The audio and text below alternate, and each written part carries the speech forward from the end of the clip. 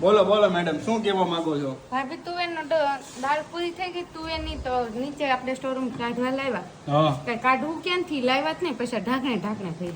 અરે વાહ, જોયો ને ઇન્ટેલિજન્ટ ગુજરાતી લોકો એટલે છે ને એમાં ભૂકા બોલાઈ નાખે. આમાં કાંઈ ઘટે નહીં હો. ઘટે તો દેરાણી જેઠાણીની જોડીમાં કાંઈ ઘટે નહીં હો. હા ચાલો ભાભી, આ રેનકોટ પાછો કેમ કઢાયો? બેગ નહોતો આવતો અંદર.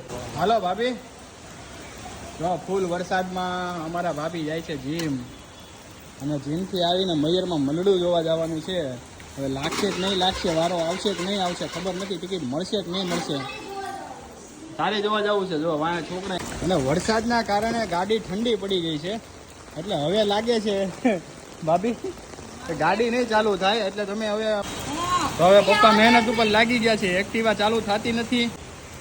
તો ચાલો ભાભી હવે પધારો, તમારી એક્ટિવા ચાલુ થઈ ગઈ છે. બેગ તો લેવાનું. તમારું બેગ ભીનું નહીં થઈ જાય ને પોગો ત્યાં? ભીનું થઈ જાય પણ શું કરવું કયો. હવે પાર્ટી બદલાઈ ગઈ છે. છેલ્લે હવે રેનકોટ કાઢીને ઉપર ચડાઈ કે જીમ બીમ જવું નથી, કે વરસાદ બહુ આવે છે, ગાડી થોડી હેરાન કરે છે.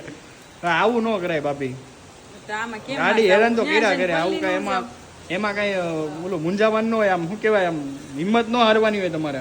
હવે આ વારે ઘડીએ ડિસિઝન ચેન્જ થાય છે. પાછો રેનકોટ પહેરીને ભાભી પાછા ઉપડ્યા છે. હવે નક્કી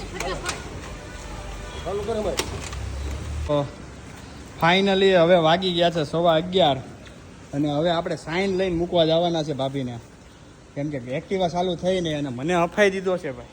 આજે મેં શું કરવા નીકળ્યા ની ખબર જ નથી પડતી.